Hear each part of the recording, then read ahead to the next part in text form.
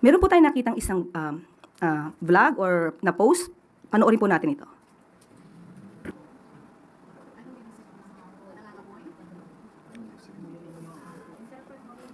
Ang ibig daw sabihin nito ay parang nguyain nyo, inyo na yan. Pinapakita po yung halaga ng 20 pesos na ang pinapakita sa taong bayan ay ito, ang bigas na sinasabi sa proyekto ng Pangulo. Unang-una po, that's fake news. Disinformation. Mag-ingat po tayo, lalong-lalo na po, na pinakita po ni Senator Tolentino ang halaga sa isang cheque. Para sa mga keyboard warriors.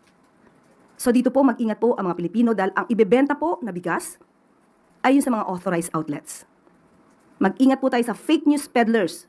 Sinisira ang proyekto, sinisira ang Pangulo, sinisira ang hope, ang pag-asa ng bawat Pilipino.